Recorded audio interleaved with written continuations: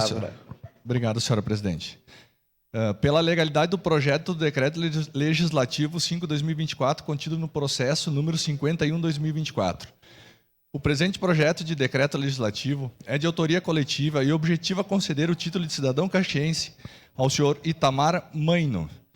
A matéria encontra previsão na Lei Orgânica Municipal, artigo 62, inciso 19, que dispõe ser de competência privativa da Câmara Municipal a concessão de título de cidadão caxiense, mediante a propositura do decreto legislativo.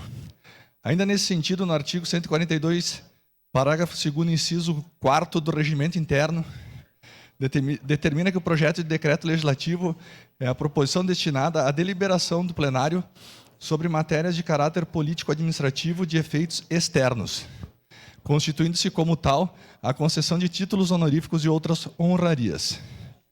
A iniciativa de decreto legislativo, conforme o regulamento o regimento interno, no artigo 144, caberá a qualquer vereador, bancada ou comissão, salvo disposição em contrário.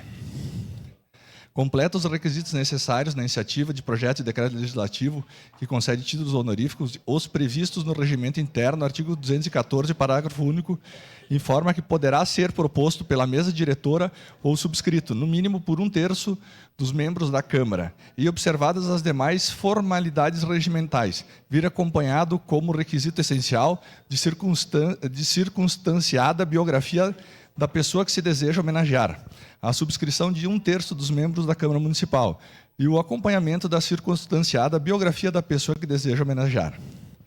Ainda o Decreto Legislativo 362/A, de 23 de fevereiro de 2017, em seu artigo 29A, inciso 2º, arduz que caberá ao autor da proposição fornecer documentos que comprovem que o fato de o homenageado não ter sido condenado nas hipóteses previstas no inciso 1 e 2 deste artigo, relativos ao seu estado de origem. Encerrando, cabe ressalva de que essa matéria exige quórum de maioria qualificada, ou seja, 2/3 dos membros da Câmara Municipal para sua aprovação, consoante dispõe o artigo 62/19 da Lei Orgânica do Município. Face ao exposto, essa comissão, por seus integrantes, com base nos dispositivos legais citados, opina pela legalidade do projeto de decreto legislativo proposto, cabendo ao plenário avaliar o merecimento de tal homenagem. Salvo o melhor juízo, esse é o parecer, assino esse documento. Velocino João Ex, presidente, Elisandro Fiuza Gonçalves, vereador, Felipe João Gramenmaier, vereador, e Maurício Fernandes Calco, relator. Tatiane Frisso, vereador. Era isso, senhor presidente.